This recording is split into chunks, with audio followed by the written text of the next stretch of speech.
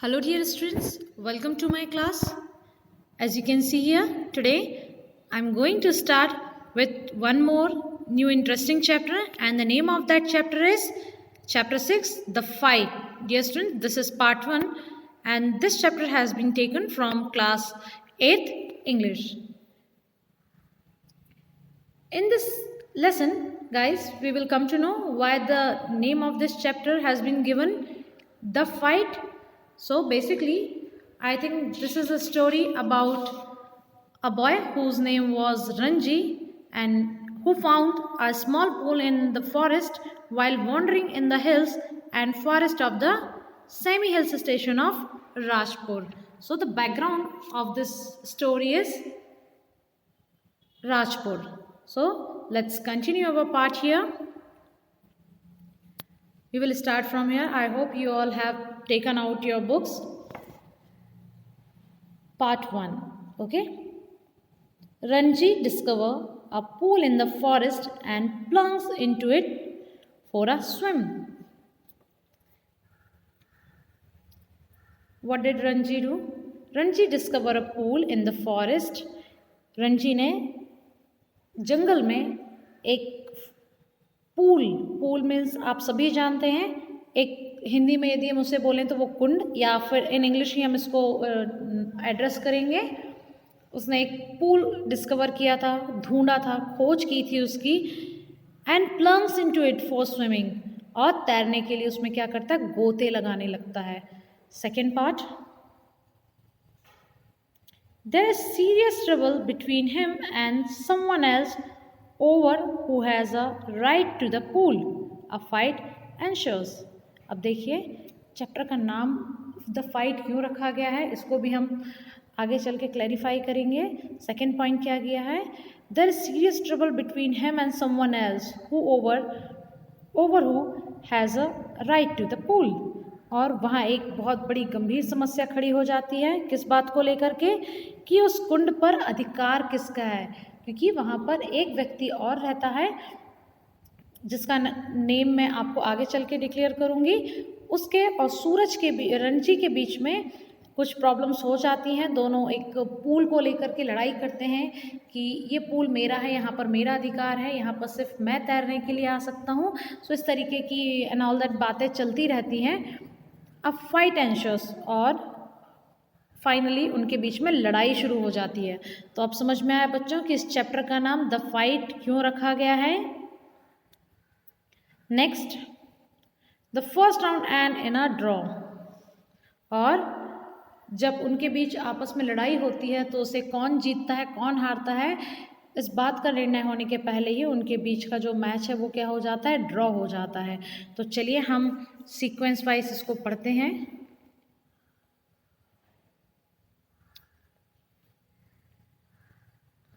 देखो, Ranji had been less than a month in Rajpur when he discovered the pool in the forest. So, जो main character है इस story का वो कौन है, Ranji. Had been less than a month in Rajpur when he discovered the pool in the forest. Ranji को राजपुर में किस प्लेस की बात यहाँ पर की जा रही है बच्चों, it is very important. The name of the city was Rajpur. Rajpur शहर में कौन रहने आया था, रणजी, और उसको यहाँ पर रहते हुए 1 महीने से भी कम समय हुआ था. When he discovered the pool in the forest, जब उसने वहाँ के गांव के एक जंगल में एक तालाब या पूल कहना चाहिए उसको डिस्कवर किया था. It was the height of summer. ये कब की बात है बच्चों, द सीजन वॉज समर. गर्मी कैसी थी, was at the height of the summer. गर्मी अपनी चरम सीमा पर थी. And his school had not yet open, और रणजी के स्कूल अभी भी खुले हुए नहीं थे. And having as yet made no friends in this semi hill station. चूँकि रणजी राजपुर में नया नया आया था, स्कूल नहीं खुले थे, तो उसके कोई दोस्त नहीं बन पाए थे. इसलिए उसके कोई भी दोस्त नहीं थे, और अकेला होने के कारण वो क्या करता था, उन खुली पहाड़ियों और जंगलों के बीच में अकेला घूमता रहता था. He wandered about a good deal by himself into the hills and forests that stretch away interminably on all sides of the town. क्या बताया है इसमें? He wandered about a good deal by himself into the hills and the forest. और अब क्या करता था? जो रणजी था वो अकेला होने के कारण पहाड़ियों और जंगलों के बीच में घूमा करता था और कस्बे के चारों तरफ, और वो जो राजपुर शहर की लोकेशन ऐसी थी, ऐसा लगता था कि पहाड़ और जंगलों का वहाँ पर कोई अंत नहीं है। ऐसी जगह पर रणजी लगातार घूमता रहता था। इट वॉज हॉट, बहुत ज़्यादा गर्मी थी। वेरी हॉट, बहुत ही ज़्यादा। At that time of the year and Ranji walk. चलिए आगे देखते हैं। Ranji walked about in his vest and shorts. Ranji, जिस दिन बहुत ज़्यादा गर्मी थी बच्चों, उस दिन रणजी ने क्या किया? उस दिन रणजी ने सिर्फ अपने वेस्ट और शॉर्ट्स, अपने बनियान और हाफ पैंट पहना हुआ था।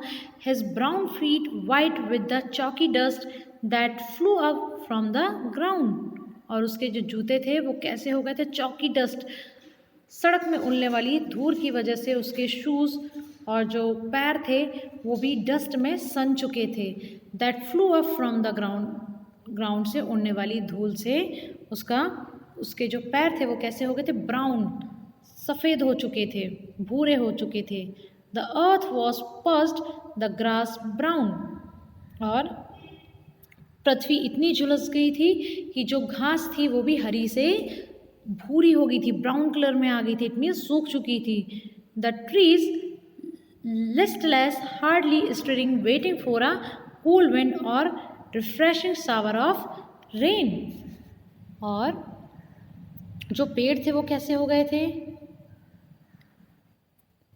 लिस्टलेस, इट मीन्स बहुत ज़्यादा अनहैप्पी थे, उदास हो चुके थे इस गर्मी की वजह से, और वे हल्के हल्के हिल रहे थे। String waiting for a cool wind of a refreshing shower of rain. और ऐसा लग रहा था उन पेड़ों को देख करके कि मानो वे अपनी इस उदासीन अवस्था में भी ठंडी हवा या ताज़ा करने वाली बारिश का क्या कर रहे हों?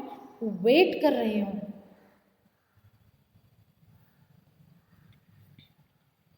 It was on such a day. और एक दिन ऐसा ही हुआ। It was on such a day, एक दिन ऐसा ही दिन था। A hot, tired day, Ranji बहुत ज़्यादा थके हुए थे। That Ranji found the pool in the forest. Ranji ने इसी तरीके से अपने बनियान पहने हुए, धूल की अवस्था में आगे चलते हुए, जब वो चले जा रहे थे, अपनी घूमने की उनकी आदत थी, तो उन्होंने क्या पाया? उन्हें क्या मिलता है? जंगल के बीच में एक तालाब की तरह एक पूल मिलता है। The water had a gentle translucency and you could see the smooth round pebbles at the bottom of the pool. और वो पूल इतना ज़्यादा साफ था, उसका पानी एकदम क्रिस्टल क्लियर था कि यदि आप कोई एक कंकड़ भी, पत्थर भी उठा करके यदि फेंकते हैं, तो पत्थर जब उस पूल के बॉटम में जा कर के समा जाता है तो वो पत्थर को आप आराम से बैठ करके देख सकते हैं। देखिए कितना क्रिस्टल क्लियर पानी था, जो कि आज के समय में मिलना और देखना बहुत ज़्यादा मुश्किल है। A small stream emerged from a cluster of rocks to feed the pool. और ये पूल कहाँ से आया था भाई?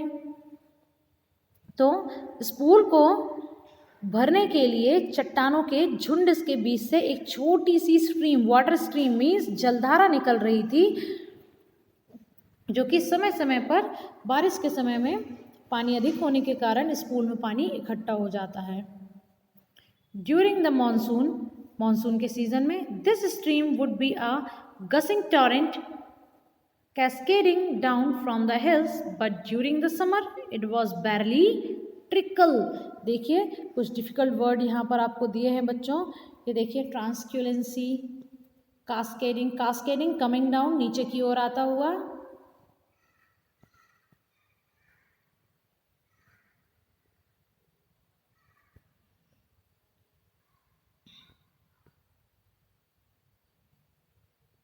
ट्रिकल, वीक और थिन फ्लो ऑफ वाटर, पानी की पतली सी जलधारा जो कि कमज़ोर होती है, जिसमें कोई ताकत नहीं होती है।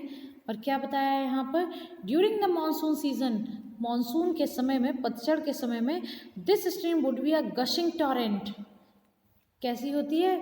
गशिंग टॉरेंट्स मीन्स इसमें इतना ज़्यादा पानी आ जाता है बारिश के दिनों में कि ऐसा लगता है कि ये जलधारा क्या हो रही है, दहाड़ रही है। इट मीन्स बहुत ज़्यादा मात्रा में इसमें पानी रहता है। रशिंग स्ट्रीम, बहती हुई तेज, जिसका फ्लो बहुत ज़्यादा होता है। तो ऐसा लगता है कि मानसून के दौरान ये जलधारा जो है, स्ट्रीम जो है, दहाड़ती हुई है और ऐसा लगता है कि ये क्या बन जाती है, एक नदी बन जाती है।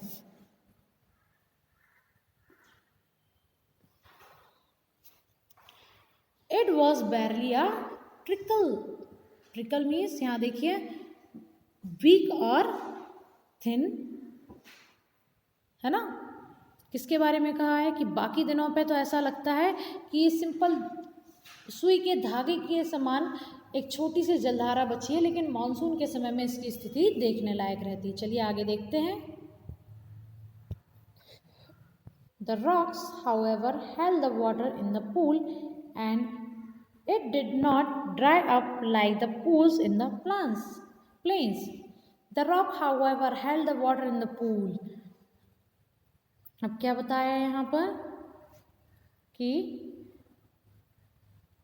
फिर भी चट्टानों के कारण कुंड के अंदर जो पानी रहता है वो कैसा रहता है, लगभग सूखता नहीं है। चट्टानों की वजह से ढका होने के कारण इसका पानी सूखता नहीं है, जबकि कैसा हो जाता है, हल्का सा गर्म बना रहता है। Did not dry up like the pools in the plains, और इसके अंदर पानी जमा रहता है, और जो प्लेन्स हैं उसके अंदर पूल पूरी तरीके से सूख नहीं पाता है।